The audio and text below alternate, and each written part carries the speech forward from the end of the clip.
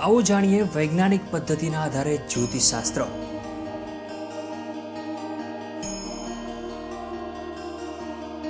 प्रखर ज्योतिष ललितभाई बी कोठारी साथे हिंद टीवी पर दर रविवारे सवारे 9 कलाके, रीटेलिकास्ट रविवारे रात्रे 10 वागे क्राइम वॉच कार्यक्रम बाद અને મંગળવાર સવારે 9 કલાકે।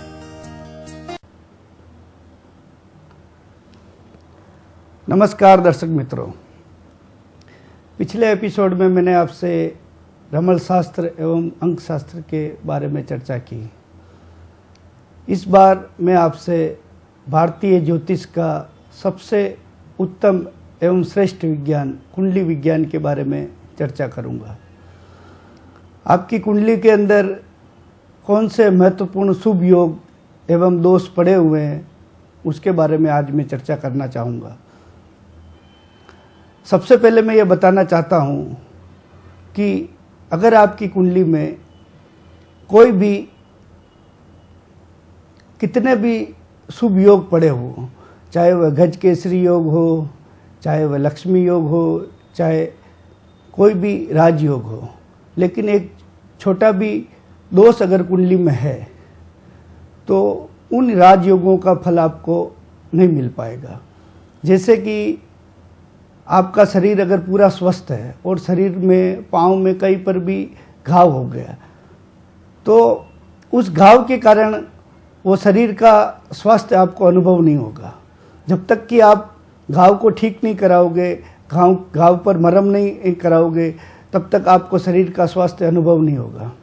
इसी प्रकार कुंडली में जब तक आप दोष का निराकरण नहीं कराओगे, जो भी दोष उसके अंदर व्याप्त है, तब तक आपको शुभ योगों का फल प्राप्त नहीं होगा। क्योंकि शुभ योगों की पॉजिटिविटी तो आ ही रही है, लेकिन एक नेगेटिविटी का बड़ा सा पत्थर उसके बीच में आ गया है। जैसे पहाड़ों से नदी तो निकल रही है, लेकिन बीच में नदी को बांध दिया गया है तो उसका पानी अवरुद्ध हो गया है।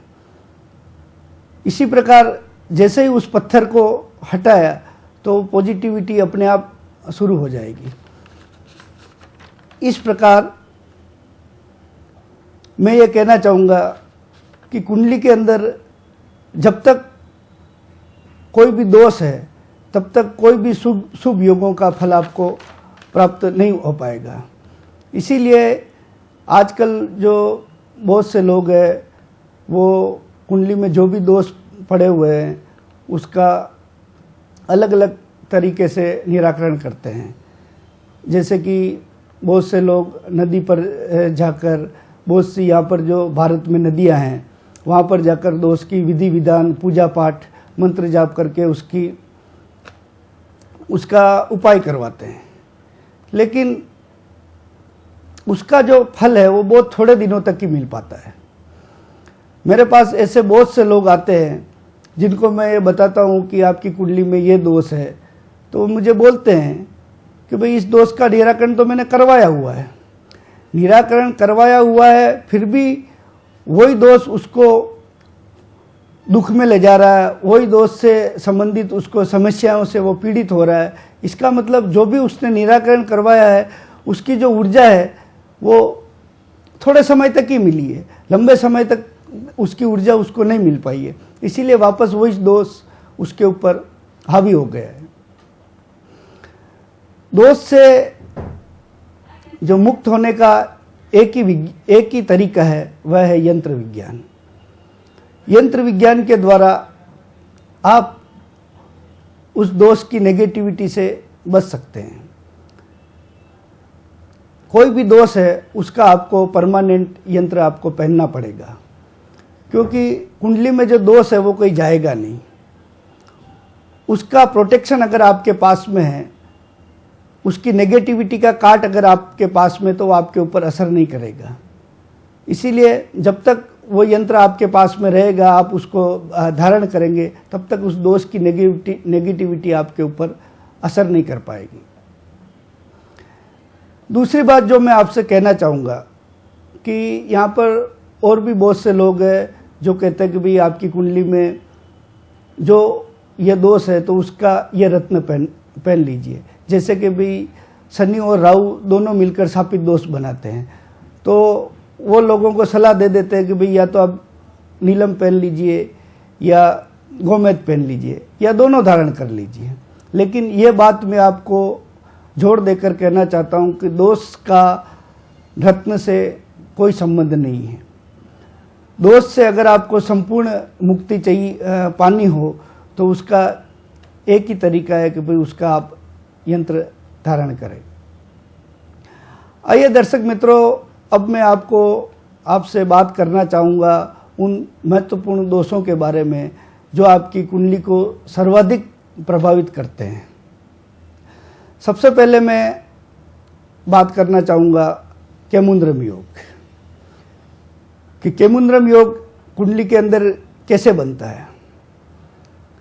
चंद्रमा जो ग्रह है वो कुंडली में कहीं भी पड़ा हो, लेकिन उसके दोनों तरफ सूर्य तथा राहु केतु के अलावा कोई भी ग्रह का सपोर्ट नहीं हो तो केमुंद्रम योग बनता है।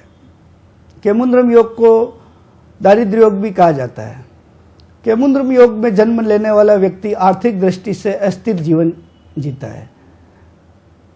धन कमाने पर भी उसके पास धन की बचत नहीं हो पाती और किसी भी प्रतिकूल समय में उसे अत्यधिक धन हानि तथा कर्ज का सामना करना पड़ता है। केमुंद्रम योग के कारण व्यक्ति पैतृक संपत्ति को भी नुकसान पहुंचाता है। बहुत से ज्योतिष जो यहाँ पर कहते हैं कि भाई गुरु की दृष्टि होने से केमुंद्रम योग भंग हो जाता है, लेकिन मेरे पास हजारों लोगों का ऐसा अनुभव है जिनके अंदर केमुंद्रम योग है और उनके ऊपर गुरु की दृष्टि है, फिर भी वो जीवन में आर्थिक दृष्टि से अस्थिर जीवन जी रहे हैं। इसका मतलब यही है कि भाई केमुंद्रम योग अभी भी उनके ऊपर असर कर रहा है। बहुत से पंडित लोग तो यहाँ पर केमुंद्रम योग बताते भी नहीं है कुंडली में कि भाई ये इतना बड़ा दोष है, वो बताते नहीं, क्योंकि केमुंद्रम योग की कोई पूजा नहीं है। केमुंद्रम योग को दूर करने का एक ही उपाय है कि भाई केमुंद्रम योग का आप रत्न धारण करें, तो इस दोष से आपको मुक्ति मिल सकती है। दूसरा जो महत्वपूर्ण दोष है वह है शापित दोष। जन्म कुंडली के किसी भी भाव में शनि और राहु तथा शनि और केतु इन दोनों की युति और दृष्टि हो तो शापित दोष का निर्माण होता है। शापित दोष में जन्म लेने वाला व्यक्ति बहुत संघर्षमय जीवन जीता है तथा कितने भी अच्छे उसके शुभ योग पड़े हो तथा कितने भी अच्छे ग्रह की दशा, अंतर्दशा या प्रत्यंतर दशा चल रही है, तो भी शापित दोष के कारण उसका पूरा फल उसको नहीं मिल पाता है और व्यक्ति पूरा जीवन संघर्ष में व्यतीत करता है। इसीलिए जब तक शापित दोष है, व्यक्ति का जीवन वह दुखपूर्ण, विषादपूर्ण तथा मानसिक रूप से तकलीफ वाला समय रहेगा। इसीलिए ये दोष होने पर व्यक्ति इनका उपाय करवाएं। इसके बाद मैं बात करना चाहूँगा जो दोष है वह है चांडाल योग। चांडाल योग बनता है गुरु राहु तथा गुरु केतु की युति एवं दृष्टि होने पर। गुरु जो है कुंडली में वह 5 भावों का प्रतिनिधित्व करता है। सबसे पहले है वह धन स्थान और कुटुंब स्थान। दूसरा भाव जो है वह है संतान स्थान और शिक्षा स्थान। तीसरा भाव जो है वह है भाग्य स्थान।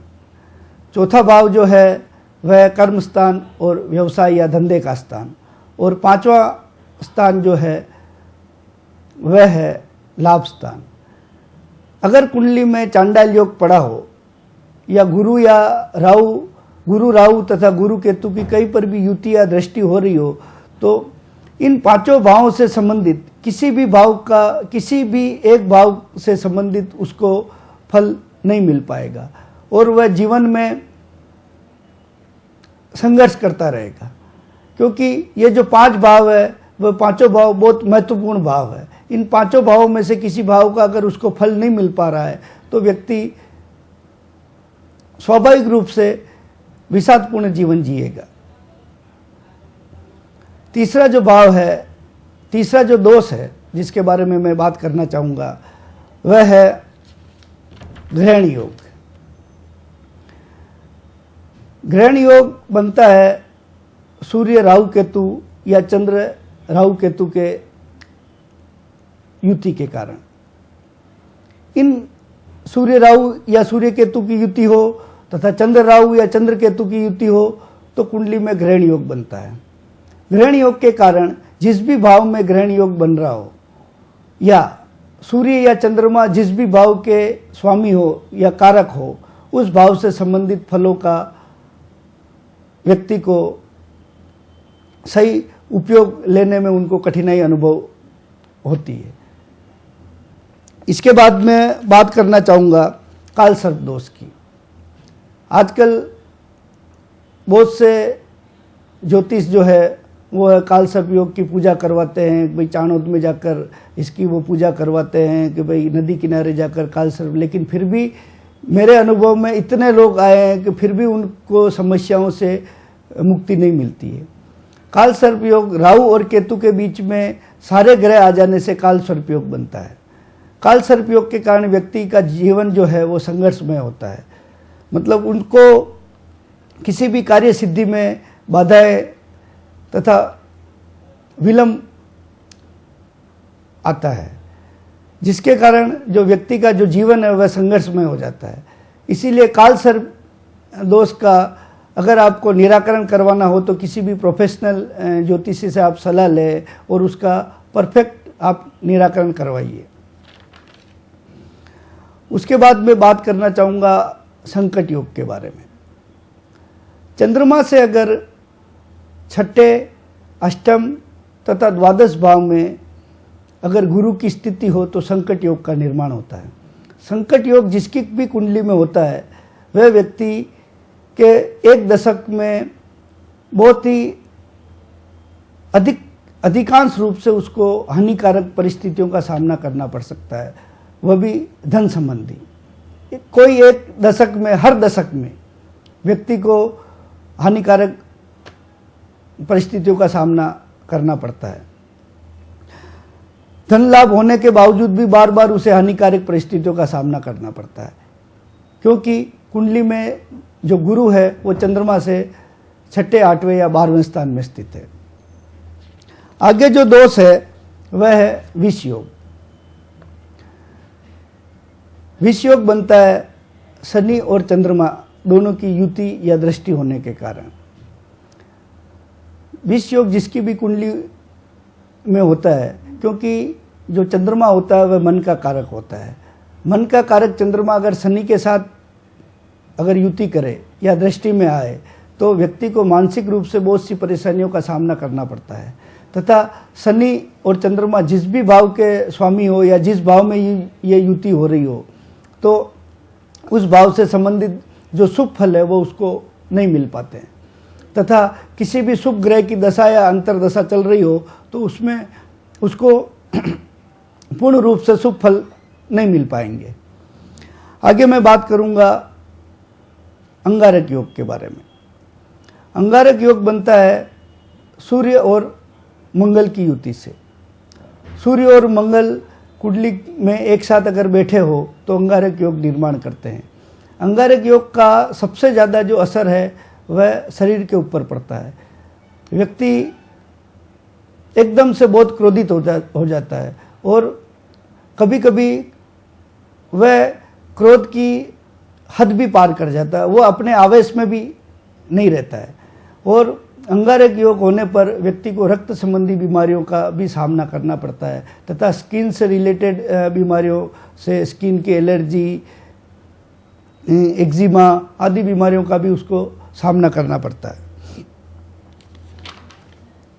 आइए हम बात करते हैं, ये तो रहे महत्वपूर्ण जो दोष जो कुंडली को आपको सबसे अधिक प्रभावित करते हैं। अब हम बात करेंगे कुछ शुभ योगों के बारे में। अगर कुंडली में शुभ योग पड़े हैं और किसी केंद्र या त्रिकोण में या अच्छे भाव में पड़े हैं तथा उनके जो मालिक है वो अच्छे भाव के स्वामी हैं तथा कुंडली में कोई दोष नहीं हो, तो उन शुभ योगों के कारण व्यक्ति जीवन में बहुत अधिक तरक्की करता है तथा ऐश्वर्य एवं वैभवशाली जीवन जीता है। आइए बात करते हैं महत्वपूर्ण जो भी शुभ योग है वह है। सबसे पहला जो योग है वह है गज केसरी योग। गुरु और चंद्रमा की युति कुंडली के किसी भी शुभ भाव में हो, केंद्र में हो या त्रिकोण में हो, तथा गुरु और चंद्रमा किसी भी शुभ भाव के मालिक हो, तो ये जो युति है बहुत अधिक शुभ फल प्रदान करती है। ये इस युति के कुंडली में होने से व्यक्ति राजा जैसा जीवन व्यतीत करता है तथा बहुत ऐश्वर्य एवं वैभवशाली जीवन जीता है। गज केसरी योग होने के कारण व्यक्ति को शुरू से ही वैभवशाली जीवन जीने की आदत रहती है तथा वह अपने जीवन में बहुत अधिक प्रगति कर सकता है। दूसरा जो महत्वपूर्ण योग है वह है लक्ष्मी योग। लक्ष्मी योग बनता है चंद्र और मंगल की युति के कारण। अगर शुभ भाव में चंद्र और मंगल की युति हो रही हो तथा चंद्रमा और मंगल केंद्र या त्रिकोण के या शुभ भावों के अगर स्वामी हैं, तो यह युति बहुत ही शुभ फलदायक रहती है। व्यक्ति बहुत अधिक मात्रा में धन की प्राप्ति करता है तथा अपने बलबूते पर व्यक्ति बहुत सारा धन अर्जित करता है तथा इस युति होने पर व्यक्ति को विरासत में भी बहुत अधिक धन प्राप्त होता है। अब हम बात करेंगे मालवीय योग की। मालवीय योग बनता है अगर आपकी जन्म कुंडली में शुक्र जो है वह केंद्र का या त्रिकोण का मालिक हो तथा उच्च का बैठा हो, तो मालवीय योग का निर्माण करता है। मालवीय योग में जन्म लेने वाला व्यक्ति भौतिक दृष्टि से बहुत ही उत्तम जीवन जीता है। जीवन में उसको भौतिक सुखों की कभी कमी नहीं होती है। अगर वो गरीब घर में भी पैदा हुआ हो तो भी यह योग होने पर उसको जीवन में भौतिक सुखों की कभी कमी नहीं रहेगी। अब हम बात करते हैं शश योग के बारे में। शश योग बनता है कुंडली में शनि अगर खुद की राशि में हो या उच्च का अगर पड़ा हो तथा किसी भी शुभ स्थान में हो, तो शश योग का निर्माण करता है। शश योग होने से व्यक्ति कर्मठ होता है।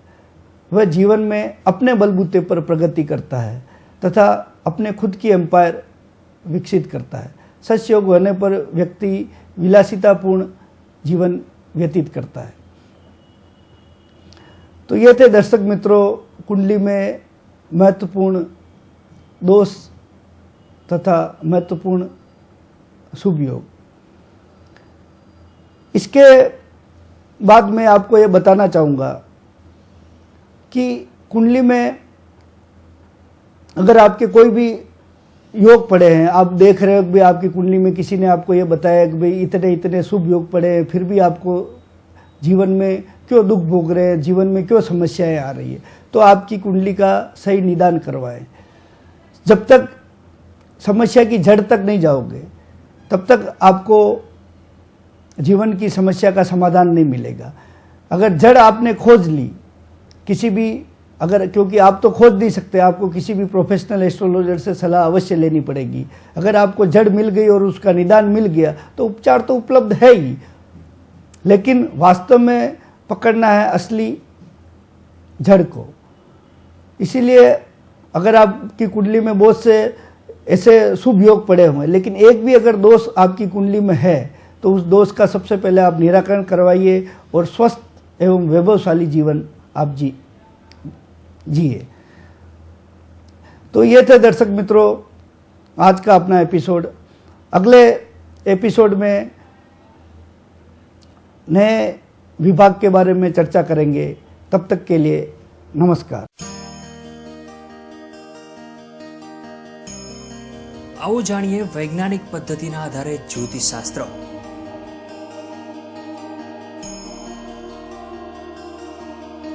પ્રખર જ્યોતિષ લલિતભાઈ બી કોઠારી સાથે